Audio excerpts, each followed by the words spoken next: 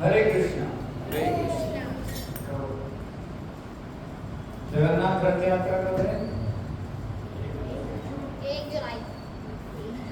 जगन्नाथपुरी में कब से प्रारंभ है? 27 से।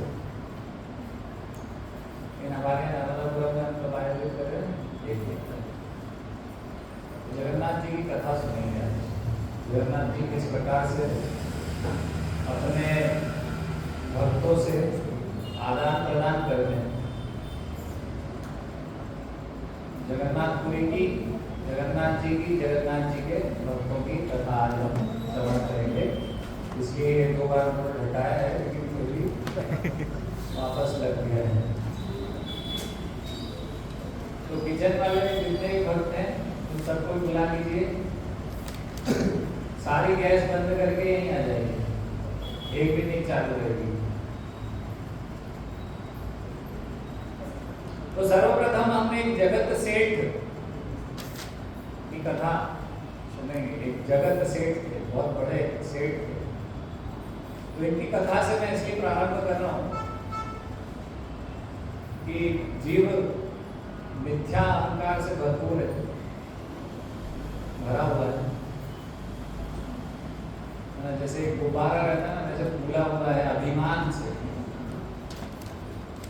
मिथ्या अभिमान से गर्वित हैं। हम सभी ग्रस्त हैं इससे। हम चाहे कितना भी बाहरी रूप से विनम्रता प्रकट करने का प्रयास करते हैं, लेकिन अंदर से हमारे अंदर अहंकार जाता नहीं है। तो किस प्रकार से जगन्नाथ जी जगत के नाथ हैं। वास्तव में जगत के सेठ कौन है? जगन्नाथ जी, कृष्ण है, भगवान कृष्ण जगत के सेठ। लेकिन ये जो जगत सेठ नाम के सेठ हैं, जो टेम्परेरी कुछ समय के लिए कुछ सेठ बन के बैठे हुए हैं, वो अपने आप को जगत का सेठ समझ रहे हैं। तो अभिमान हो गया, अहंकार हो गया। किस प्रकार से जगन्नाथ भगवान उनका इस अहंकार को दूर करते हैं, वो कथा है। तो जगत सेठ एक अत्यंत धनी व्यक्ति थे, हैदराबाद के। जैसे धनी सेठ होते ना अंबानी, तो हैदराबाद के अंबानी। तो बहुत रुपया पैसा है, बहुत मान सम्मान होता है। रुपया पैसा जहाँ होता है तो वहाँ पर अपने आप ही लोग मान सम्मान देने लगते हैं। भले ही व्यक्ति चरित्रवान गुणवान हो चाहे नहीं हो, क्योंकि उसके पास धन है। तो धनी व्यक्ति, तो 6 ऐश्वर्यों में से थोड़ा सा भी किसी के पास होता है तो हम उसे सम्मान मान देने लगते हैं। तो इसी प्रकार से सम्मानित माननीय व्यक्ति हो जाते हैं। तो जगत सेठ भी हैदराबाद के एक धनी परिवार के मुखिया थे। तो जगन्नाथ जी के भक्त थे। तो एक बार जगन्नाथपुरी पहुंचे दर्शन करने के हेतु से, कि पूरी जाते हैं भगवान जी की, जगन्नाथ जी की दर्शन करेंगे, कुछ सेवा करेंगे। तो जगन्नाथपुरी पहुंचे, बड़े ठाट बाट से है ना, वैसे धोती कुर्ता, आलीशान रेशमी वस्त्र, पगड़ी वगड़ी सुंदर सी पहन के, कान में सोने के कुंडल हैं, गले में मोतियों के मणियों के और हार हैं सोने इत्यादि के, रत्न जड़ित अंगूठियां पहनी हुई हैं, है ना। ऐसे होते हैं ना सेठ जी। और नौकर चाकर आसपास घूम रहे हैं आगे पीछे। मंदिर में प्रवेश किया जगन्नाथ जी के, और वहाँ के मुख्य पुजारी बोला,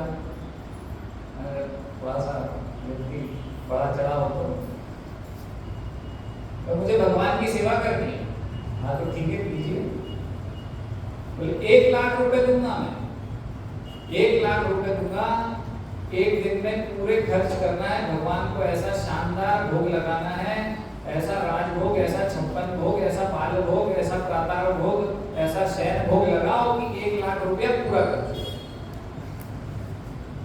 तो उस समय 1 लाख रुपए की बहुत वैल्यू थी, आज कुछ नहीं है। तो इस समय की बात हो रही है जब 5 पैसे लीटर दूध मिलता था, 50 पैसे लीटर घी मिलता था। आज कितना है घी? वो तो नकली घी बता रहे हो आप।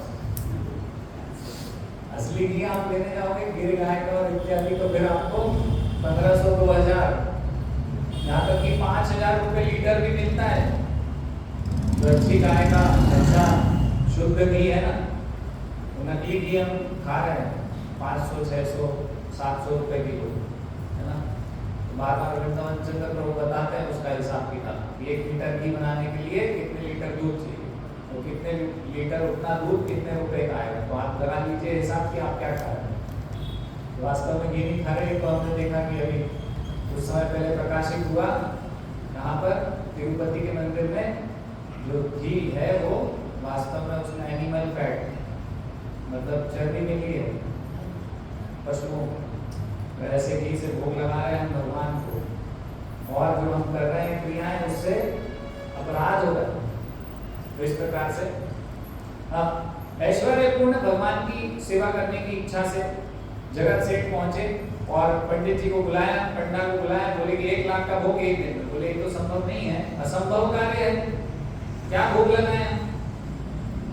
बोले नहीं मुझे तो यही करना है। बोले हम थोड़ा थोड़ा करके सब भोग लगा देंगे, आप चिंता मत करिए, आपका 1 लाख का पूरा भोग लग जाएगा, आप चिंता मत करिए। नहीं एक ही दिन में लगाना है। तो फिर परेशान हो गए पंडा, बोले क्या करें? बोले भगवान को तो माखन और मिश्री अच्छी लगती है ना, यशोदा मैया भी खिलाती हैं और बाहर चोरी करके भी खाते हैं। तो सबसे प्रिय क्या है कृष्ण का? माखन मिश्री। बोले माखन मिश्री इतना महंगा ही नहीं है, कितना खिलाएंगे भगवान, कितना भोग लगाएंगे और कितना बांटेंगे, तो पैसा वेस्ट हो जाएगा। ऐसा तो कुछ सूझ ही नहीं रहा है, क्या करें? परेशान हो गए, उलझन में पड़ गए और एक प्रकार से चैलेंज किया ना उसने। तो आप समझ रहे हैं कि अरे ये तो भगवान का अपमान है, हम तो भोग ही नहीं लगा पाएंगे। एक प्रकार से जो अहंकार वश ये इस प्रकार बोल रहे हैं और हम भी नहीं कर पा रहे उनकी इच्छा को। कोई ये जगत के नाथ भगवान के ऐश्वर्य में तो कोई कमी नहीं है, हजारों हजार लक्ष्मियां लगी हुई है सेवा में, लेकिन अभी क्या करें, क्या भोग लगाएं, कुछ सूझ नहीं आ रहा है। एक प्रकार से भगवान का अपमान हो गया कि भगवान के सेवा में कुछ लक्ष्मी आ रहा है और हम कुछ सेवा नहीं कर रहे।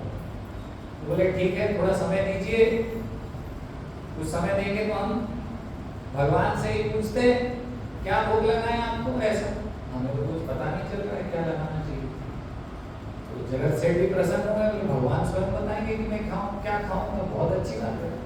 तो पहले के समय में ऐसा हुआ करता था कि भगवान के जो सेवक थे भगवान की प्रेम में ऐसी भक्तिमय सेवा करते थे कि भगवान से उनका बहुत क्लोज रिलेशनशिप हुआ करता था, बहुत ही भगवान के करीब हुआ करते थे। भगवान के विग्रह उनसे बात किया करते थे, भगवान स्वप्न दिया करते थे उनको कि भगवान की क्या इच्छा है, क्या अपराध वो कर रहे हैं, सेवा में क्या कमी है, क्या करना चाहिए, सब भगवान को बता दिया करते थे। अभी तो हमें स्वप्न भगवान के आते ही नहीं, पता नहीं कौन कौन से स्वप्न आते हैं कि मैं सचिन तेंदुलकर बन गया, मैं ये बन गया, मैं वो बन गया, पैसे वाला बन गया, है ना। तो इस प्रकार से उन्होंने कहा कि भगवान से हम पूछेंगे और आपको बताएंगे और वो आप भोग लगाइएगा। तो पंडा पुजारी जो भी थे वो मंदिर में ही सो गए, बोले भगवान स्वप्न देंगे, तो वहाँ सो गए। भगवान स्वप्न में प्रकट हुए जगन्नाथ जी। तो पंडा ने अपनी समस्या बताया कि जगत सेठ आए और बोले कि 1 लाख का एक दिन में भोग लगाना है और हमें कुछ समझ नहीं आ रहा है और ये तो आपका एक प्रकार से अपमान हो रहा है, तो आप बताइए आपको ऐसा क्या भोग लगाया जाए, हमें तो कुछ सूझ समझ नहीं पड़ रहा, आप ही बताइए क्या भोग लगाना है। तो भगवान कहते हैं अच्छा एक काम करो, मुझे पान खिला। बोले हम तो माखन मिश्री छोड़ कुछ सूझ नहीं रहा, महंगे से महंगी चीजें घी दूध क्या मक्खन आपको क्या भोग लगाए, आप बोल रहे हो कि वो पान तो और 2 पैसे का आता है, तो 1 लाख रुपए का पान क्या खाएंगे आप, क्या खिलाएं आपको, उसमें जो चूना कत्था लग रहा है वो भी इतना महंगा नहीं, क्या करें भाई। तो ऐसा मन में सोच रहे हैं पंडा। बोले नहीं भगवान, तो भगवान ने सुन लिया, मन की बात भी भगवान सुन लेते हैं, है ना। हृदय में सबके भगवान बैठे हुए हैं, तो सुन लिया ये परेशानी है इसकी। अब ये सोच रहा है कि पान खिलाना है, तो पान में 1 लाख रुपए खर्चा नहीं हो पाएंगे। तो भगवान बोलते हैं पान तो खिलाना है तुम्हें, लेकिन पान में क्या चाहिए मुझे, गज मोती चूर्ण चाहिए। अब ये कौन सी चिड़िया का नाम है? तो ऐसा हाथी होता है जिसके मस्तक में एक मोती निकलता है, लेकिन हजारों हजार हाथियों में से किसी एक के मस्तक में वो मोती निकलता है ना। तो बोले वो उसका चूर्ण बना के, चूना नहीं, वो मोती का चूर्ण लगा के पान खिलाएगा मुझे जगत सेठ, तो मैं उसको बताऊंगा कि क्या खाना है मुझे और क्या भोग मुझे लगाएगा। पहले पान तो खिलाए, बाकी बात तो बाद में देखेंगे कि भाई क्या राजभोग खाएंगे, क्या खाएंगे, 56 भोग, वो बाद में, पहले वो पान खिलाए। पान खाने के बाद जब कीड़ा मुंह में जाएगा, चबाऊंगा, मुंह लाल होगा, तब मैं जरा जगत सेठ से बात करूँ। तो पढ़ना का ठीक है भाई, ऐसा ऐसा, नींद खुली, उठे, भागे खुशी से, क्या जवाब मिल गया है। गए जगत सेठ को बताया, स्वप्न दिया है भगवान ने, गजमोती चूर्ण लगा हुआ पान खाएंगे, ले आओ। अब धक्का बक्का रहेंगे, बोले हजारों हाथी खरीदना पड़ेगा, तो 1 लाख रुपए भी कम पड़ गए, और पान भी नहीं खिला पा रहा हूं मैं। देखो भगवान ने पान मांगा, पान खिलाने लायक व्यक्ति नहीं हूं मैं, इतना बड़ा सेठ बन के आया, अहंकार लेके आया भगवान के समक्ष और दिखा रहा हूं अपने रुपए पैसे का अभिमान भगवान को। 1 लाख रुपए का एक दिन में भोग लगाओ और मेरे सामने लगाओ, मैं देखता हूँ, है ना। हम भी थोड़ा दान देते हैं भगवान को, तो क्या हो जाता है, अंदर आवाजें आने लगती हैं जगत सेठ जैसे, कि हम जगत सेठ हो, जगन्नाथ को क्या हम सेवा करेंगे। थोड़ी बहुत सेवा हम करते हैं, उसमें भी हम सोचते हैं कि हमने बहुत बड़ी सेवा कर दी भगवान की, काफी कुछ करते हैं भगवान के लिए। अब जगन्नाथ जी के लिए तो ये जो गजमोती चूर्ण के पान 1 लाख भी हम लगा दें तो भी कुछ नहीं। तो जगत सेठ का जो अहंकार था वो धूमिल हो गया, भक्ति भाव उसके हृदय में जाग गया। तो अपने जो रेशमी वस्त्र थे वो सब उतारे, साधारण वस्त्र पहने, अपनी जो रेशमी वस्त्र की सर पे जो अभिमान की जो पगड़ी पहन रखी थी वो पगड़ी उतारी। जैसे पुरानी मूवीज में आप पहले देखा करते थे ना कि बारात आती थी, लड़के वाले होते थे और वहां जाते थे, डिमांड करते थे दहेज की डिमांड पूरी नहीं होती थी, लड़के के पिता आते थे, ये पगड़ी आपके पैर पे रखता हूँ, क्या बोलते थे, ये पगड़ी आपके पैर में रखता हूँ, लेकिन बारात वापस मत लेके जाओ। तो पगड़ी पैर में रखना है नहीं, बहुत बड़ी बात है कि मैंने अपना सारा इज्जत जो है आपके चरणों में लगा दिया है, आपके दासत्व को मैं स्वीकार कर रहा हूँ। तो इसी प्रकार से उसने भी अपनी पगड़ी जगत सेठ ने उतारी, साधारण वस्त्र पहने, एक थैली ली 1 लाख रुपए की जो थी, जो दान देने की इच्छा थी उसकी, जगन्नाथ जी के मंदिर में गया, पंडा को दिए, बोले ये रखिए, मैं मिथ्या अभिमान वश ये सोच रहा था कि मैं बहुत बड़ा सेठ हूँ, बहुत कुछ सेवा भगवान की करूँगा, बहुत बड़ा भक्त हूँ, मेरा अभिमान भगवान ने, जगन्नाथ जी ने चूर चूर कर दिया है ना। तो इसलिए भगवान को गर्व व्यंजन ऐसा भी कहते हैं जगन्नाथ जी को। भगवान अपने भक्तों के हृदय में कभी भी अभिमान को स्वीकार नहीं करता है ना। तो अभिमान एक ऐसी चीज है जो भगवान हमेशा ध्वस्त करेंगे भक्त का। आप थोड़े से अभिमानी होंगे तो आप देख लीजिएगा किसी न किसी प्रकार से कोई ना कोई ऐसी परिस्थिति में भगवान आपको डालेंगे। यदि आप अच्छा प्रयास करते हैं भक्ति में तो आपका अभिमान भगवान हमेशा चूर चूर कर रहे हैं, क्योंकि अभिमान रहित व्यक्ति ही भक्ति कर सकता है, उसकी योग्यता है ना। तो अन्य अभिलाषिता शून्यम है ना, और सर्वोपाधि विनिर्मुक्तम। तो भक्ति की परिभाषा है सर्वोपाधि विनिर्मुक्तम तत्परत्वेन निर्मलम है ना।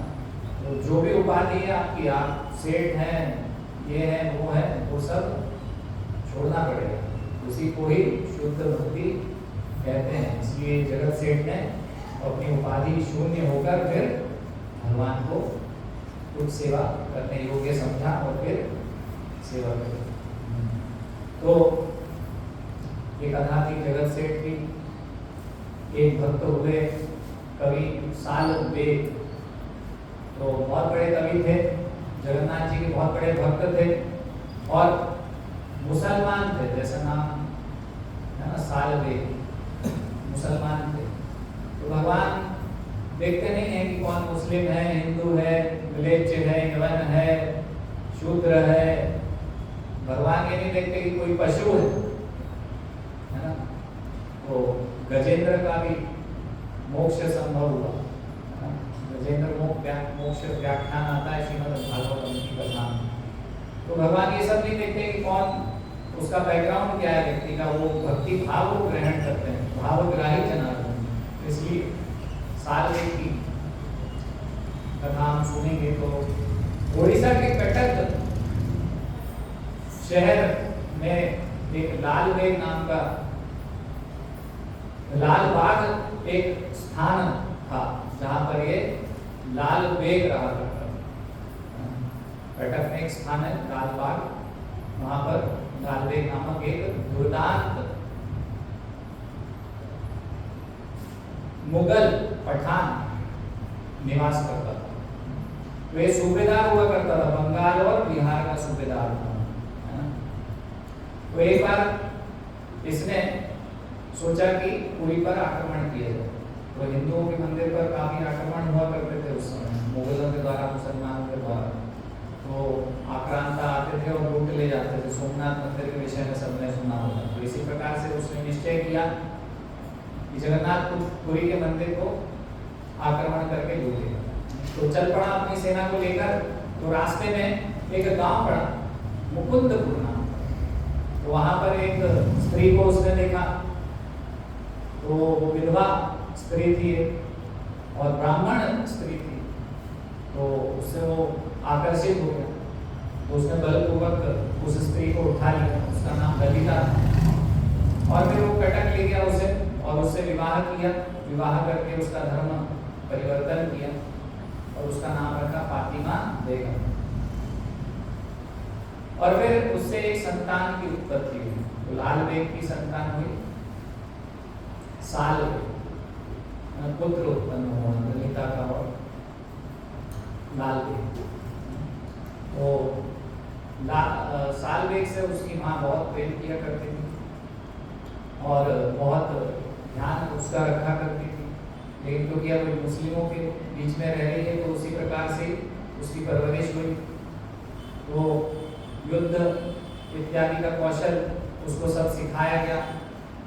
एक बार सालवेग युद्ध में गए और युद्ध बहुत भयंकर भीषण था। तो सालवेग बहुत अधिक घायल हो, पूरा उनके शरीर में कोई ऐसा कोना नहीं था जिसमें घाव ना हो, तो पूरा कट पिट गए। तो सैनिकों ने उन्हें लगभग मृत अवस्था से उठा के लेकर आए। और क्योंकि वो युद्ध नहीं कर सकते थे और बहुत हालत उनकी खराब थी, नाजुक थी, तो उनको उठा के घर ले गए कटक। उनकी माँ के संरक्षण में छोड़ दिया। उनकी माँ उनकी इस दुर्दशा को देखकर बहुत ही मर्माहत हुई, बहुत दुखी थी और बहुत रोती थी और भगवान से हमेशा प्रार्थना किया करती थी कि सालवेग ठीक हो जाए। लेकिन सालवेग दिन प्रतिदिन उनकी हालत और गंभीर होती जा रही थी। उनकी जो चोट थी, जो घाव थे, वो भर नहीं रहे थे। तो सालवेग ने सोचा कि मैं आत्महत्या कर लूँ। तो उनकी माँ ने कहा कि आपके सहारे आत्ममुख का दर्शन करके तो मेरे प्राण बने हुए मेरे शरीर में, आप चले जाओगे तो मेरी भी मृत्यु निश्चित है। तो उनकी माँ ने कहा कि एक मैं आपको बात बता सकती हूँ, एक इलाज है आपका जिससे आप ठीक हो जाए, लेकिन क्या आप कर पाएंगे? तो सालवेग बोलते हैं कि ऐसी कौन सी बात है माता जो आप बोलेंगी और मैं ना करूँ? आप जो बोलेंगे मैं करूँ। उनकी माँ कहती है कि भाई देखो, थोड़ा आपके जो परवरिश हुई है उससे थोड़ा विपरीत कार्य है। आप पूरा मुस्लिम, आपका धर्म पालन करते हुए आप बड़े हुए हैं, तो जो आपने देखा नहीं सुना नहीं वो आपको मैं बताना चाहूँगी। तो लेकिन निश्चित रूप से आप ये करेंगे तो ठीक हो जाएंगे। तो पूछते हैं सालवेग कि ऐसा क्या है, आप बताइए, जो भी आप बोलेंगे मैं करूँगा उसे। तो वो बताती है कि वृंदावन चंद्र भजन तिनी ये अशेष देवराज, अशेष औषधिर घर भजिले निश्चय हवे पार। तो बोलते वृंदावन चंद्र भजन, तो जो वृंदावन चंद्र कृष्ण है उनको आप भजिए, उनका भजन करो, जो सभी देवताओं के देवता हैं, सारे देवता उन्हीं की आज्ञा को पालन करते हैं। तो तो उनका भजन करिए निश्चित रूप से, भजिले निश्चय हमें पार। तो आप जो भी परेशानी है आपकी, आपके घाव ठीक नहीं हो रहे हैं, सब कुछ ठीक कर सकते हैं वृंदावन चंद्र भगवान कृष्ण। आपका हर दुख से आपको मुक्त कर सकते हैं। तो साल्वे को तो कुछ पता नहीं था कि कृष्ण है कौन, किसका नाम है, क्या है, इनकी डिटेल क्या है, इनका नाम क्या है, पता क्या है, क्या करते हैं, कहाँ मिलेंगे, कैसे इनका भजन किया जाता है, कैसे पूजा इत्यादि की जाती है। और माता ने तो कुछ नई चीज बताई, क्या करें। तो माता से फिर प्रश्न करते हैं ये हैं कौन, कहाँ रहते हैं, कहाँ के राजा हैं, स्वरूप कैसा है इनका, तो ये मुझे बताइए आप। तो आप जैसा बताएंगे मैं करूँगा। तो माता प्रसन्न हो जाती है कि पहली बार कृष्ण के विषय में अपने पुत्र से मैं चर्चा कर पा रही हूँ।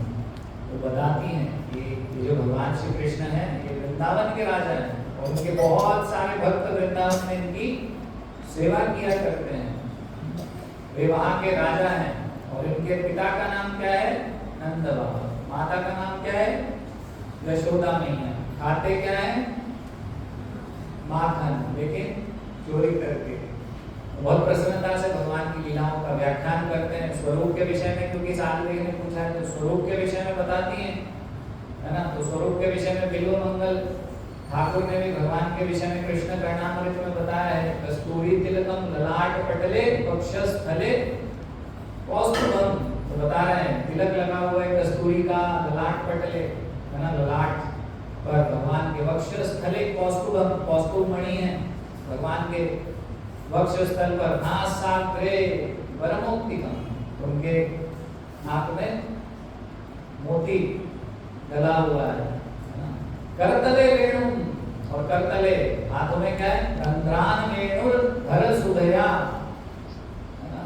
तो क्या कर रहे हैं, अमृत भर रहे हैं वेणु में, ये कर रहे हैं दोनों हाथों में वेणु है भगवान के। करे कंकणम, तो हाथों में कड़े लगे हुए हैं भगवान के। फिर पूरे शरीर पे उनको चंदन लगा हुआ है, ऐसा पूरा वर्णन करते हैं।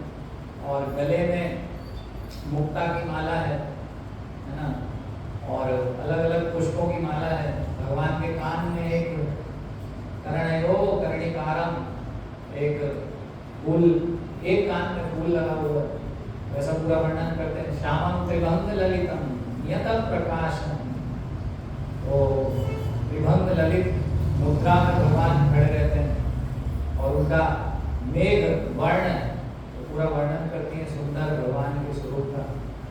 वे पहली बार सुनते हैं साल में।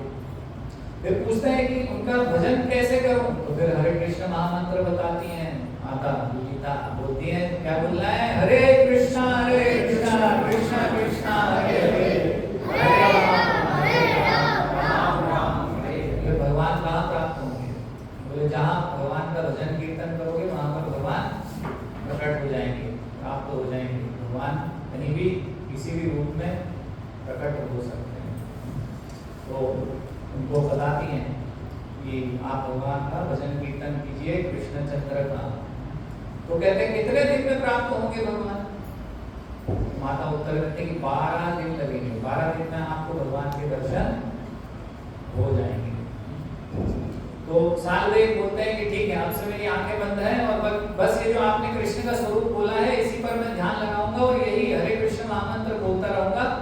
यदि मैं ठीक हुआ तो ठीक, नहीं तो ये आंखें अब नहीं खोलूंगा, ऐसे ही मैं प्राण त्याग दूंगा। तो माता बोलती है कि आप प्राण त्यागेंगे तो मेरे भी प्राण चले जाएंगे, लेकिन आप पूर्ण विश्वास रखिए कि भगवान श्री कृष्ण आपको शीघ्र अतिशीघ्र ठीक कर देंगे, चिंता की बात नहीं है, विश्वास रखिए। रक्षिष्यति इति विश्वास पालनम, भक्ति का ये सूत्र है कि भगवान हमारी रक्षा करेंगे, ऐसा विश्वास हमें होना चाहिए। श्रद्धा शाब्दे विश्वास कई सुदृढ़ निश्चय कृष्ण भक्ति कई सर्व कर्म कृत होए। जब हम कृष्ण भक्ति करते हैं तो हमें और कुछ कार्य करने की जरूरत नहीं है, ऐसा श्रद्धा यानी कि विश्वास हमारे हृदय में भगवान की भक्ति करते समय होना चाहिए। तो यही उनको सिखाती हैं और वो भगवान की भक्ति में लग जाते हैं, ध्यान में मनन करने में साल भर लग जाते हैं, भगवान के स्वरूप पर ध्यान केंद्रित करते हैं और शीघ्र अतिशीघ्र उनके हृदय से धीरे धीरे जो अनर्थ है वो जाते हैं और वो बाह्य चेतना को छोड़ देते हैं और आध्यात्मिक चेतना में पहुंच जाते हैं। उनके हृदय में भक्ति का संचार होता है और भक्ति में तो वो प्रगति करते हैं, लेकिन उनके घाव ठीक नहीं होते। तो धीरे धीरे 11वां दिन आ जाता है, तो 11वें दिन और उनके घाव पीड़ा पहुंचाते हैं और लगभग ये स्थिति हो जाती है कि बस अब मरने वाले। तो साल भर अपनी माँ से बोलते हैं, आपने बोला था कि मैं ठीक हो जाऊंगा, 11वां दिन है, अब तो आखिरी दिन बच जाए, बस आपके भगवान तो ठीक नहीं कर रहे मुझे कृष्ण। तो वो कहती नहीं, अभी भी विश्वास रखो, भगवान परीक्षा लेते हैं अंत तक, इसलिए भगवान आखिरी सेकंड तक आपकी परीक्षा लेने वाले हैं। तो इसलिए आखिरी सेकंड तक है ना, 99 पे आउट नहीं होना है, सेंचुरी मारनी है। तो इसलिए सालवे को फिर से बताया उन्होंने, फिर से वो विश्वास दिलाया कि तुम चिंता मत करो, 11वां दिन हुआ है ना, अभी तो एक दिन अभी बाकी है, 12वां दिन चल रहा है, चिंता मत करो, विश्वास रखो, विश्वास रखोगे भगवान कृष्ण अवश्य सुनेंगे। तो फिर से भजन कीर्तन में सालवे सज जाते हैं। तो सोच लेते हैं कि अब ठीक है, जैसा भी भगवान अगर चाहेंगे तो ठीक होगा, नहीं चाहेंगे तो ठीक नहीं होगा, मैं और माता जी दोनों अपना शरीर त्याग देंगे, जैसा भी भगवान की इच्छा होगी होगा। तो सो जाते हैं 12वें दिन आखिरी में। तो रात्रि के दूसरे पहर में भगवान उनको स्वप्न में आते हैं और सालवेग को एक विभूति भभूत या कुछ प्रदान करते हैं, बोलते हैं कि अपने घाव पर लगा लीजिए, आप अवश्य ठीक हो जाएंगे। तो सालवेग की नींद खुलती है, सालवेग देखते हैं कि उनके अंदर भक्ति और भी बढ़ चुकी है। तो अश्रुधारा, कंपन, स्वेद इत्यादि का वो अनुभव करते हैं और निरंतर आंखों से आंसू बहते रहते हैं भगवान के प्रेम में, और देखते हैं कि उनका पूरा शरीर ठीक हो गया है। तो भगवान ने औषधि दी, उसका शरीर पूरा सालवेग का, भक्त सालवेग का ठीक हो गया। तो माता और पुत्र दोनों परम आनंदित हुए कि भगवान ने कृपा की। लेकिन हम राजा कुलशेखर की वास्तव में शिक्षाएं देते हैं, तो इससे हमें ये शिक्षा नहीं लेनी है कि हम भगवान को अपनी सेवा में लगा दें। किम औषधिं पृच्छसि मूढ़पूर्णते इदं शरीरं परिणामपेशदं पतति अवश्यम शत संधि जर्जरम्। किम औषधिं पृच्छसि मूढ़पूर्णते निरामयं भव कृष्ण रसायन पिब। हम ये कथा सुन रहे हैं, इससे ये शिक्षा लेने के लिए नहीं कि भगवान से हमें औषधि विभूति भभूति चाहिए हमारे दुखों को दूर करने के लिए, शारीरिक कष्टों को दूर करने के लिए नहीं। ये भक्ति का भाव नहीं है, वास्तव में इसे भक्ति नहीं कहते।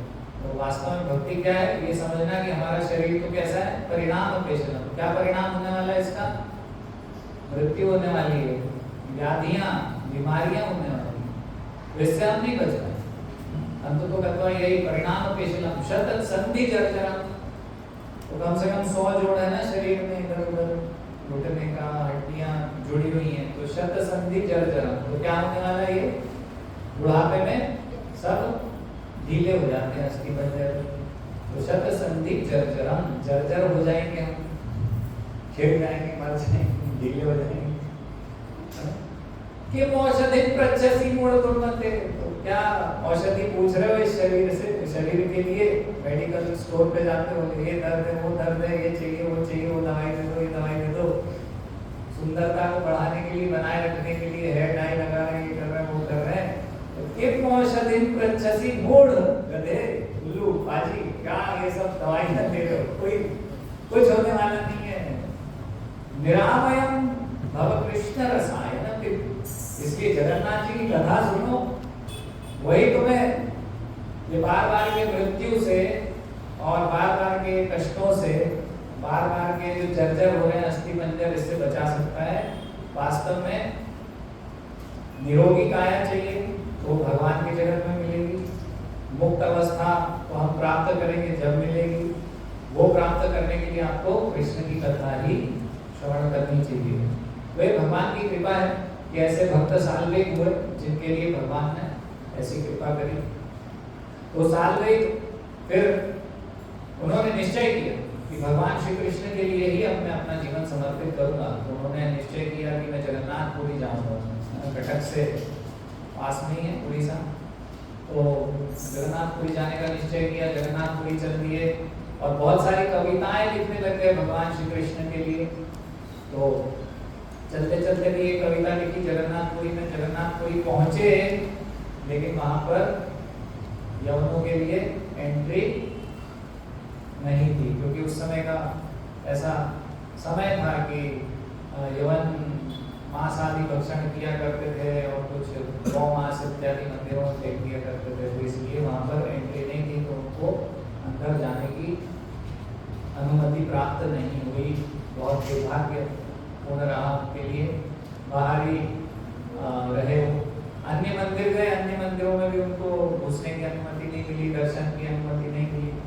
तो वहां से उन्होंने सोचा कि ठीक है, जगन्नाथ जी, बलदेव जी, सुभद्रा जी से उन्होंने मन ही मन अनुमति ली कि अभी मैं वृंदावन जा रहा हूँ, वृंदावन में भगवान श्री कृष्ण के दर्शन करूंगा, लीलाओं का रसास्वादन श्रवण कानों के माध्यम से करूंगा। तो वहां से वो उनसे अनुमति लेकर जगन्नाथ जी से वृंदावन की ओर चल पड़े। तो वृंदावन जाते हैं तो वहां पर दर्शन करते हैं भगवान का। पहले तो ऐसी कविताएं लिखते हैं रास्ते में, तो बहुत सुंदर सुंदर कविताएं हैं, ये चर्चा करनी थी लेकिन समय बचा नहीं, तो हम आज बहुत लेट शुरू हुआ है तो चर्चा नहीं कर पाएंगे। बहुत सुंदर सुंदर साल्विक कविताएं लिखते रहे भगवान के लिए, जगन्नाथ जी के लिए, तो वो लिखते हैं। फिर वृंदावन में लगभग 1 वर्ष रुकते हैं, भगवान के लीलाओं का श्रवण कीर्तन इत्यादि करते हैं और लिखते रहते हैं कुछ ना कुछ भगवान की प्रसन्नता में।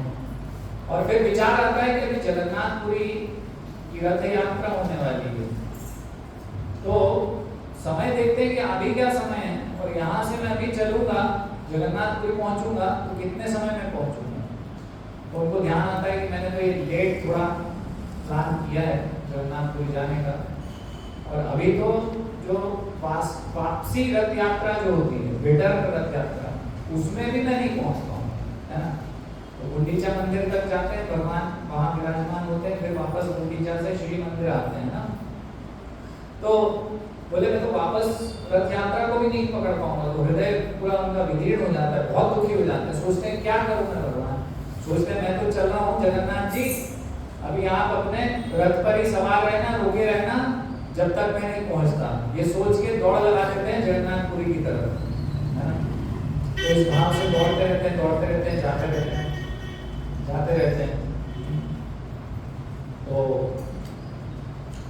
इतने में वहां से बहुधा रथ यात्रा होने लगती है, रिटर्न रथ यात्रा इसको बोलते हैं। लोकल लैंग्वेज में काफी कुछ ऐसे टर्मिनोलॉजी है वहाँ की जो हम समझ नहीं पाएंगे।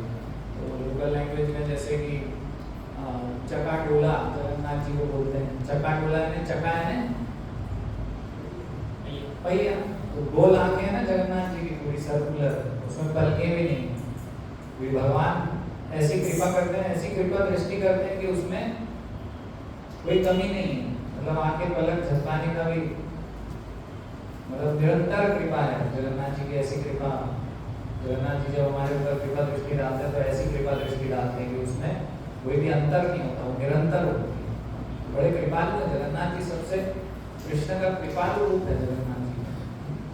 तो हाँ, तो हम चर्चा कर रहे थे कि रिटर्न रथ यात्रा भी वहाँ प्रारंभ हो जाती है और जगन्नाथ जी श्री मंदिर पहुंचने वाले होते हैं। अब ये दौड़ लगा रहे हैं, दौड़ लगा रहे हैं, ना खाया ना पिया ना सोया, लगातार दौड़ लगा रहे हैं। और 750 इतना बता रहे हैं, अपनी कविता में बता रहे हैं कि मैं कैसे पहुंचूंगा। तो ऐसा लिखते हैं 750 कोष 750 कोष की 100 मीटर रेस लगा रहे हैं, रुकते नहीं।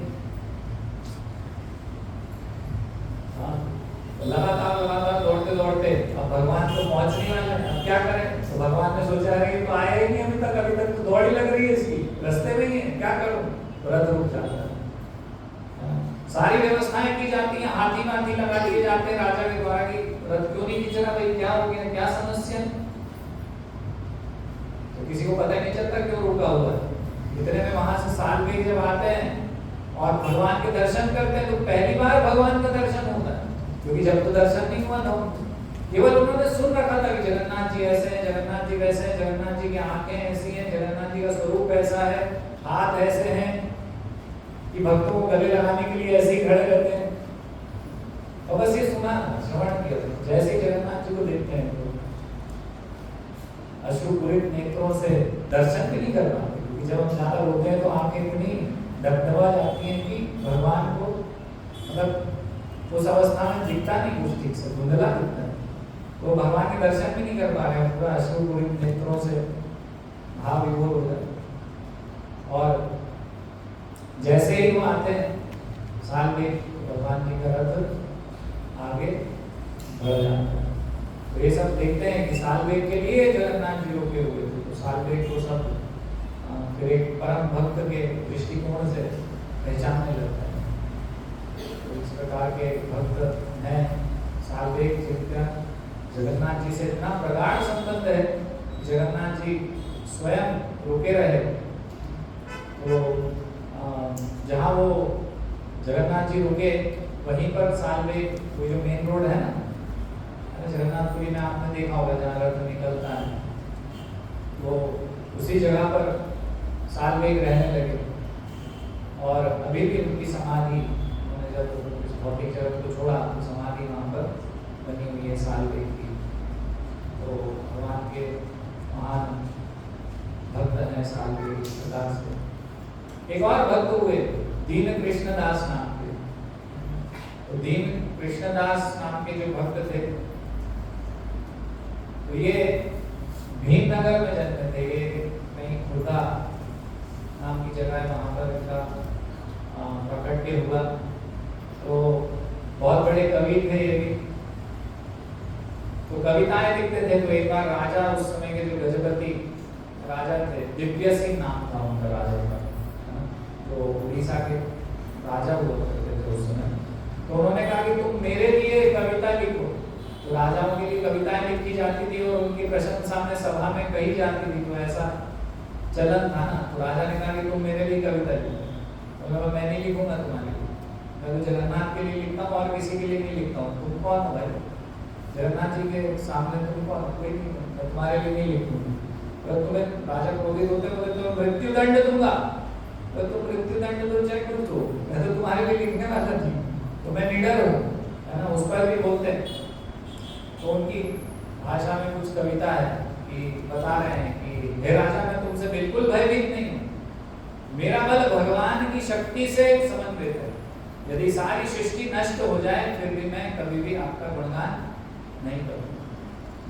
तो कारागृह में डाल देते हैं, राजा जेल में बंद कर देते हैं दीन कृष्णदास को, और जेल में यातनाएं देते हैं। ऐसे वैसे नहीं, सशक्त कारावास मिलता है ना। बोझा ढोने का, कहीं सोने के लिए अच्छी व्यवस्था नहीं है, तो अलग अलग प्रकार से उनको यातनाएं दी जाती हैं। तो भी नहीं लिखते कविता। तो जगन्नाथ जी जो गजपति दिव्य सिंह राजा थे, तो उनको स्वप्न देते हैं कि तूने मेरे भक्त का ये क्या करा भाई, तो तुम्हें दंड दूंगा मैं। तुरंत इसको कारागार से बाहर निकाला।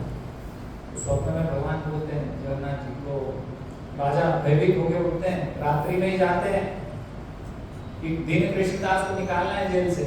चलो भाई सेनापति, उठो जल्दी, अंदर चलो, खोलो इनकी बेड़ियां, खोलो। बेड़ियों से बांध के रखा है। वहां गए, ताला खोला, अंदर देखा तो बेड़ियां तो पहले भगवान जगन्नाथ ने खोल रखी थी, और जो घाव हुए थे बेड़ी से वो सब ठीक हो गए, सब गायब हो गए। और समझ गए कि ये जो दीन कृष्णदास है वह साधारण व्यक्ति नहीं है, कि भगवान का कोई महान भक्त है जिसको भगवान ने स्वयं आकर बचाया है। तो बाद में उनको कुछ पुरस्कृत भी करते हैं राजा, कुछ लक्ष्मी भी देते हैं, धन इत्यादि सब उनको देते हैं। तो फिर दीन कृष्णदास प्रसन्न होते हैं, ठीक है अब लिखूंगा तुम्हारे लिए, फिर एक कविता लिख के देते हैं, ठीक है तुम भी खुश हो जाओ, तुम भी भगवान की सेवा में लगे हो। निरंतर नाम लिया करते थे, है ना, जानते थे कि भगवान का नाम ही कलयुग का गुरु धर्म है। तो इस प्रकार से तो भगवान के हरिनाम की महिमा के लिए भी उन्होंने कुछ अपने गीत लिखे। तो उसमें लिखते हैं नाम ब्रह्म नाम ब्रह्म सार, नाम ब्रह्म बिनु काऊ नाही प्रतिहार। तो लिखते हैं कि भगवान का पवित्र नाम ही परम है, भगवान नाम ही परम है। ऐसा भगवान नाम ही सभी का सार है, भगवान नाम के अलावा कोई उपाय नहीं है। हरे नाम नहीं केवलम कलो नास्ते नास्ते प्रतिरंजन। हाँ, तो अगर आप लोग कहेंगे तो कुछ करना कह सकते हैं थोड़ा और, यदि नहीं तो फिर नहीं समाप्त करेंगे। क्या आदेश है आप लोगों का मेरे लिए? है कौन कौन चाहते हैं कि कहें और है? कौन चाहते हैं सीधे प्रसाद के ऊपर?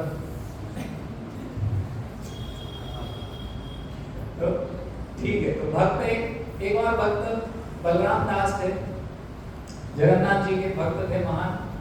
तो जगन्नाथ जी की रथ यात्रा निकलती है तो पूरा आपने देखा होगा रोड जाम हो जाता है ना, जय जगन्नाथ मणिमा मणिमा ऐसा लोग चिल्लाते रहते हैं।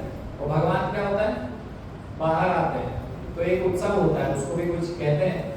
तो वो उत्सव के समय भगवान को रथ पर लेके आया जाता है ना, और भगवान ऐसे ऐसे करते हुए पूरा गज की तरह, है ना, जैसे मदमस्त हाथी चलता है ना, वैसे भगवान बाहर आते हैं। देखा है किसने देखा ऐसा मूवमेंट होता है ना।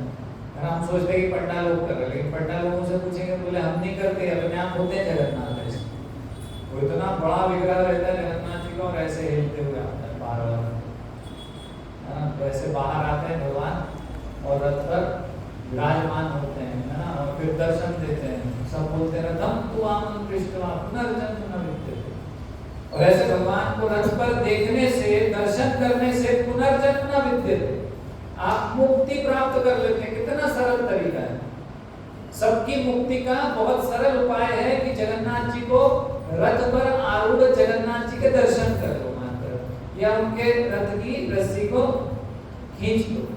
तो जो आप रस्सी खींच रहे हैं वास्तव में तो आपके जो पाप हैं वो आप सब खींच खांच के फेंक दे रहे हैं एक साइड में। तो इस प्रकार से बहुत उत्तम भक्तिमय वातावरण में भगवान बाहर आए। तो जगन्नाथ रथ यात्रा का समय था, तो भगवान को रथ पर विराजमान किया नंदी घोष। कृष्ण के रथ का नाम क्या रहता है? नंदी घोष। तो जगन्नाथ जी नंदी घोष पर विराजमान हुए और सब बहुत प्रसन्न हुए और आध्यात्मिक वातावरण है, सभी बहुत कीर्तन गा रहे हैं, कोई नाच रहा है, कोई गा रहा है, कोई धुन बजा रहा है, इस प्रकार से चल रहा है। कोई भगवान की सेवा कर रहा है, कोई रस्सी खींच रहा है। और उसके पहले क्या होता है, राजा आते हैं और राजा वहां पर झाड़ू लगाते हैं। गजपति जो पुराने राजा रजवाड़े हैं उनके जो मुखिया होते हैं वहां आते हैं और जगन्नाथ जी, क्योंकि सब सेवक है ना भगवान के, है ना। जग के नाथ कौन है और राजा कौन है? उनके प्रतिनिधि, इसलिए नौकर है वास्तव में राजा। तो ये भाव को प्रकट करने के लिए राजा वहां पर आकर झाड़ू लगाते हैं। तो जैसे झाड़ू वाड़ू लगी और रथ खींचने के लिए प्रारंभ में शंख इत्यादि घंटे पंडालों बजाने लगे तो कोलाहल मच गया पूरा, है ना। और सब बहुत शोर होता है, बहुत हल्ला होता है, भगवान का नाम लेते रहते हैं, सब लोग कीर्तन करते हैं, भीषण कोलाहल मचता है। वैसा कोलाहल मचा। तो ये सब तो जगन्नाथपुरी की भगवान के भक्तों की स्थिति थी। एक और भक्त जिन बलराम दास की बात कर रहे हैं, तो उसी समय में जब ये सब कोलाहल चल रहा था और भगवान जी रथ पर आरूढ़ हो रहे थे, तो ये जो बलराम दास है एक वैश्या के पास उसका आलिंगन किए हुए बैठे हुए भक्त बलराम दास। तो शोर सुनते कि अरे इतना पवित्र दिन और ऐसा अपवित्र पाप में कार्य कर रहे थे कि वैश्या वृत्ति में लिप्त होकर जगन्नाथ जी को भूले हुए, जबकि बलराम दास बहुत बड़े भक्त थे भगवान के। तो इस प्रकार से विपरीत कार्य कर रहे थे। तो उनको जैसे ही ध्वनि सुनाई दी घंटे की और कीर्तन की, शंख की इत्यादि, तो उनका जो भक्ति भाव था पुनः जागृत हुआ। तुरंत उन्होंने सोचा कि ये क्या कर रहा हूँ, भागे वहां से, है ना। उनको बोले यहाँ से तुरंत मुझे निकलना है। तो भागते दौड़ते, जैसी भी अवस्था में थे वैसे भागते दौड़ते भीड़ में से, बहुत भीड़ होती है वहां पर, लाखों लोग एक ही जगह पर, छोटी सी जगह पर एकत्रित होते हैं। तो वहां से उनको बीच में से धक्का मुक्की करते हुए, किसी के लात पैर लगते हुए, उसके नीचे से निकलते हुए नंदी घोष तक पहुंच गए, नंदी घोष पर चढ़ गए। तो पहले कुछ वर्ष पहले ऐसा होता था कि सीधे जगन्नाथ जी के दर्शन, रथ पे चढ़ने का अवसर मिलता था, सामने दर्शन करने का अवसर मिलता था, लेकिन कुछ समय से ये बंद हो गया। तो सीधे नंदी घोष पर चढ़ गए। नंदी घोष पर चढ़े तो उनकी अवस्था पंडा लोगों ने देखी, अरे ये तो, इसको तो पता नहीं शरीर पर क्या क्या लगा हुआ है ना। वो स्त्रियां क्या क्या लगाती हैं, सिंदूर, माहौर, लिपस्टिक, वो सब निशान पड़े हुए हैं उसके शरीर में। वो सब पंडा समझ गए कि अरे ये क्या कर गया है, वो यहाँ कैसे चढ़ गया, तुमने अपवित्र कर दिया, निकल यहाँ से बाहर, भगा दिया उसको बेइज्जती करके। और वो तो बहुत भावपूर्ण स्थिति में आए थे, तो उनका हृदय पूरा विदीर्ण हो गया। वहां से उनको भगाया गया। तो वहां से गए वो और समुद्र के किनारे जाकर बैठ गए और वहां पर रुदन कर रहे हैं, रो रहे हैं बहुत कि भगवान मैं आपका दर्शन नहीं कर पाया, मेरी स्थिति इतनी ऐसी हो गई है, आपकी कृपा की याचना करता हूँ, आप मुझे दर्शन दीजिए, मैं आपके लिए यही रख रहा हूँ। तो समुद्र है ना जगन्नाथपुरी में, तो वहीं रेत के 3 रथ हैं। और फिर उन्होंने प्रार्थना गाई, है ना। और प्रार्थना गा के जगन्नाथ जी, बलदेव जी और सुभद्रा मैया को उन्होंने बोला कि ये रथ मैंने आपके लिए बहुत प्रेम से बनाए हैं, आप आकर यहाँ पर विराजमान होइए। तो बोलते हैं, हरि हो बलिरथ रथ परिछि मुह, संतोषे विजय कर गोसाई। तो इस प्रकार से प्रार्थना करते हैं कि हे हरि, मैंने बालू से 3 रथ बनाए हैं, कृपया पूर्णतः संतुष्ट होकर आप इन पर विराजमान हो जाइए। तो बहुत व्याकुलता पूर्ण जो उन्होंने प्रार्थना करी, तो जगन्नाथ जी ने सुन ली। जगन्नाथ जी अभी कहाँ बैठे हुए हैं, नंदी घोष पे। नंदी घोष पे बोले कि अरे ये बलराम दास ने इतना करुणामय पुकार की मेरे लिए, इतना दीनहीन अवस्था में उसने अपने आप को समझ के मुझे इतने प्रेम से पुकारा। तो बोले अरे बताओ, उठो भैया, अरे सुभद्रा चलो चलो। वहां बैठ गए रेत के रथ पे, उतरे और चल दिए और वहां पहुंच गए। और बलराम दास वहां बहुत भावपूर्ण कीर्तन भी कर रहे थे। उनका कीर्तन सुन के धीरे धीरे जो ये यहाँ से जो रथ पर इतनी भीड़ थी, रथ के आसपास भीड़ थी, वो धीरे धीरे बलराम दास के पास पहुंच गई। यहाँ रथ खींचने वाले लोग भी नहीं खींचे, तो रथ खींच भी नहीं रहा था, रथ रुक गया वहां पर। तो सब आश्चर्य कर रहे हैं, सब प्रयास कर लिए राजा ने, ये हाथी लगा दो, लोग लगा दो, पहलवान लगा दो, खींचो भाई। वे सोच रहे हैं कुछ तो गड़बड़ हुई है, कुछ तो समस्या है, भगवान के प्रति कुछ अपराध हुआ है या भक्तों के प्रति कुछ अपराध हुआ है जिस वजह से रथ नहीं चल रहा। तो उनके मंत्री थोड़ी देर बाद आते हैं, उनको बोलते हैं कि बलराम दास के पास तो सब लोग जा चुके हैं और भगवान भी वहीं पर विराजमान है, इसलिए हमारे रथ को कोई नहीं पूछ रहा है, सब वहीं चले गए। और ये रथ इसलिए यहाँ खड़ा है, खींच भी नहीं रहा है कि भगवान तो वहां चले गए अपने भक्त के पास। ये पंडा लोगों ने उनका अपमान करा, इसलिए भगवान नाराज हुए। तो जैसे ये सुनते हैं राजा, तो उनको ससम्मान बलराम दास को वहां से लेकर आते हैं, रथ पर बिठाते हैं, एक उच्च आसन लगाते हैं, उनको पगड़ी इत्यादि बांधते हैं, उनका मान सम्मान फिर से करते हैं और फिर रथ अपने आप भगवान जगन्नाथ की कृपा से आगे बढ़ जाता है। लेकिन इस कथा से ये सीखना है कि बलराम दास कितने भगवान के महान भक्त हैं, उनकी नकल करने का प्रयत्न, है ना। हमें बोला गया है ये शाम अंतगतम पापम जमानाम पुण्य करनाम वेद बंधमो निर्मुक्ता भजन्ते मां दृढ़व्रता।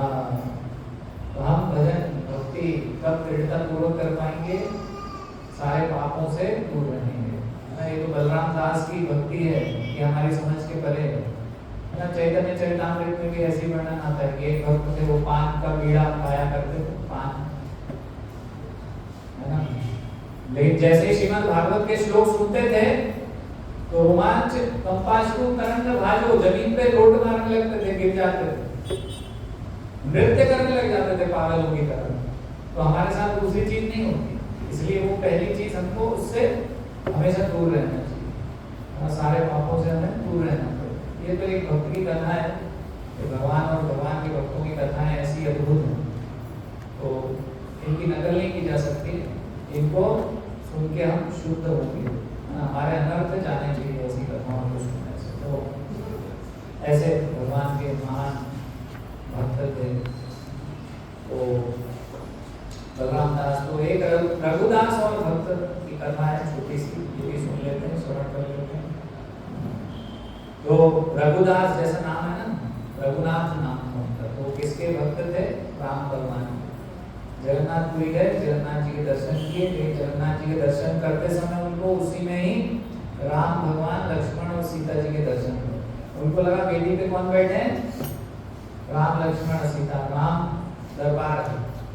तो समझ गए कि जो जगन्नाथ जी हैं राम जी हैं, ये अलग नहीं है उनसे। तो फिर जगन्नाथपुरी में नियमित रहने लगे और भगवान के दर्शन किया करते थे, सेवा किया करते थे। एक बार एक माला बना के लाए जगन्नाथ जी के लिए, पुजारियों को दिया कि भगवान जगन्नाथ को पहना दीजिए। पहले अंदर तक जाया करते थे, अभी तो दूर से दर्शन होते हैं भगवान। तो पटनाओं में देखा कि तो केले की छाल से बने हुए धागे की माला है। तो पहले कुछ स्टैंडर्ड हुआ करता था कि ये माला नहीं पहनाई जा सकती, तो चले जाओ, नहीं पहना सकते।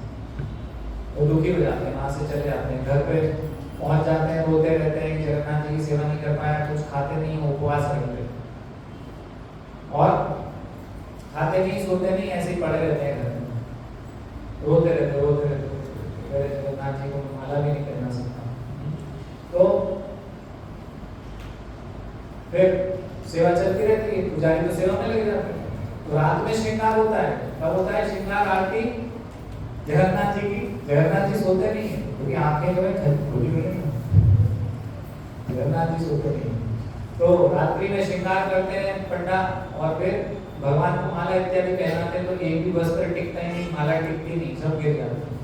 तो पहना ही नहीं पा रहे, पहना ही नहीं, लाख प्रयास कर लिए लेकिन भगवान पहन ही नहीं रहे। आज क्या हो गया? भगवान नाराज है, कुछ अपराध हुआ। सोचो, बुद्धि लगाओ, क्या अपराध हुआ दिन भर, कोई समझ नहीं पाता। फिर भगवान उनको स्वप्न देते हैं कि तुमने मेरे रघुदास को तुमने वापस रिटर्न कर दिया, उसकी माला नहीं पहना ही, वो घर में रो रहा है लेटे लेटे, ना खा रहा है ना सो रहा है, इसलिए मैं भी तुम्हारे वस्त्र और कुछ तो स्वीकार नहीं करूंगा जब तक मेरे भक्त को संतुष्टि नहीं मिलती, जब तक मैं। तो भागे भागे पंडा ने बोला, अरे रघुदास आओ भैया, तुम्हारी माला कहाँ है, ढूंढो, चलो चलो पहनाओ भगवान को, भगवान रास्ता देख रहे हो। रघुदास वहां से उठते हैं, जाते हैं, प्रसन्न हो जाते हैं, नाचते कूदते जाते हैं, बढ़िया भगवान को माला पहनाते हैं। तो ऐसे रघुदास भक्त हैं भगवान के। पता नहीं हमने कितनी बार माला बनाई, तो कितनी बार भगवान ने इस प्रकार से स्वीकार की होगी, जैसे रघुदास की माला स्वीकार कर। तो भगवान बोलते हैं पुजारियों से, बताते हैं पुजारियों को कि तुम ये बाहरी चीज देखते हो, ये धागा काय का है, ये क्या है, तुमने वो नहीं देखा जो मैं देख रहा हूँ, उसका प्रेम, उसका भाव मेरे प्रति, तो ये मैं देख रहा हूँ, तो तुम्हें दिखाई नहीं दे रहा। तो भाव से भगवान की, उस प्रेम से भगवान की सेवा करने का प्रयत्न करना चाहिए। तो भगवान 100% आपकी सेवा को, आपके प्रेम को, आपके उस भक्ति भाव को स्वीकार करते हैं। तो भक्तों का भगवान से ऐसा पर्सनल रिलेशनशिप होता है। तो एक बार रघुदास गंभीर रोग हो जाता है, ये स्थिति हो जाती है, बेड रिडन, पूरे बिस्तर पे लेटे रहते हैं, बिस्तर पे सब कुछ हो जाता है। तो पूरे उनके कमरे में बदबू आती रहती है, और कोई था नहीं उनका, स्वच्छता शुचिता का तो कुछ ध्यान रख ही नहीं पा रहे थे, है ना। उनका सब कुछ मल मूत्र त्याग बिस्तर पे ही हुआ। तो एक बालक आया और अचेत अवस्था में है, कुछ कर भी नहीं पा रहे, चेतना भी नहीं। तो एक बालक आया और पूरा उनको अल्टी पल्टी करके पूरा घर साफ स्वच्छ किया, इत्र वित्र छिड़का, धूप दीप सुगंधित द्रव्य छिड़के लगाया, सेवा करी खूब। और फिर इतने में उनको होश आता है, तो देखते हैं ये बालक को कोई जगन्नाथ जी, तो बोले आप क्या कर रहे हो, ये क्यों ऐसी सेवा कर रहे हो, मुझे क्यों पाप में डाल रहे हो? अरे आप मुझे ठीक भी तो कर सकते थे, ठीक कर देते, मुझे ठीक क्यों नहीं किया आपने? और ये सब काम कर रहे हो आप इतने निम्न स्तर के, आपको शोभा देता है क्या आप भगवान हो, आप जगन्नाथ, आपको ये सब नहीं करना चाहिए। बोले मैंने तुम्हें ठीक इसलिए नहीं किया, दो कारण। एक कारण तो प्रारब्ध के जो तुम्हारे कर्म फल हैं वो सब कटे जाएं और तुम वापस मुझे प्राप्त कर लो, मेरे धाम को आ जाओ और मेरी सेवा करो मेरे धाम में आके, तो ये मैं चाहता हूँ। इसलिए तुम्हारे जो बीमारी है उसको ठीक नहीं किया, ठीक है। और दूसरा, जैसे तुम भक्त सेवा करना चाहते हो मेरी, मैं भी तुम्हारी सेवा करना चाहता हूँ, भक्तों की सेवा करने की, भक्तों की सेवा करने की भगवान की भी इच्छा होती है, तो वो इच्छा मेरी वो मैं करना चाहता हूँ। दो कारण से जो है मैंने ठीक नहीं। तो भगवान की इस बात को सुन के बहुत प्रसन्न होते हैं रघुदास। फिर कुछ समय में ठीक भी होता है, तो भगवान बताते हैं कि भगवान के भक्तों में और भगवान में कोई भेद भगवान देखते नहीं है इस प्रकार से। तो भगवान की सेवा करते हैं, जैसे अर्जुन के सारथी बन गए, ब्राह्मणों की सेवा करते हैं, भगवान चरण धोते हैं, जैसे उनके मित्र की सुदामा की, है ना, राजसूय यज्ञ में उन्होंने चरण धोए इस प्रकार। तो रघुदास की भी सेवा करी इस प्रकार से। माधव दास की कथा भी कहते हैं कुछ कथाकार कि माधव दास के साथ ऐसा हुआ और ऐसी सेवा भगवान ने उनकी करी। और एक कटहल तोड़ने की रघुदास के साथ लीला है भगवान की। रघुदास को भगवान बोलते हैं कि चलो राजा के बाद में कटहल चोरी करके लाएंगे और खाएंगे। तो रघुदास को बोलते हैं कि भाई क्या आवश्यकता है चोरी करने की? रघुदास बोलते हैं भगवान कोई चोरी वोरी नहीं करेंगे, मैं ला के देता हूँ ना, मैं खिलाता हूँ आपको, भोग लगाता हूँ भाई।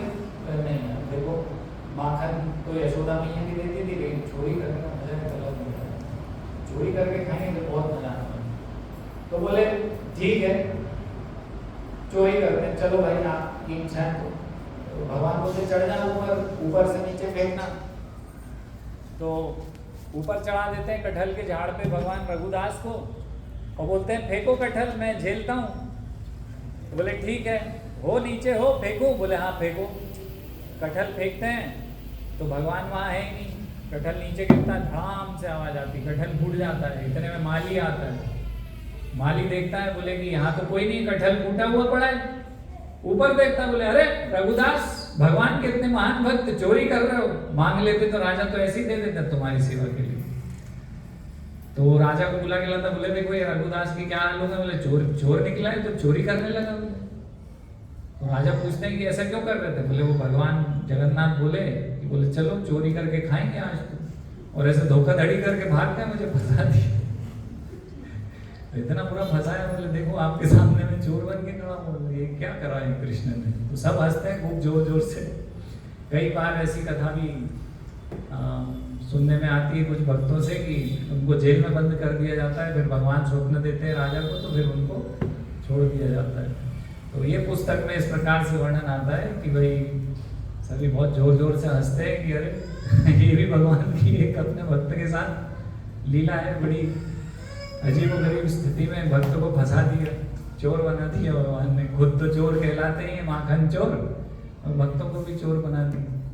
तो ऐसी भगवान की मधुर लीलाएं हैं जगन्नाथ जी की। जय जगन्नाथ, जय बलदेव, जय सुभद्रा, रथ यात्रा महामहोत्सव की जय, श्रील प्रभुपाद की जय। तो बहुत सारी सेवाएं होंगी।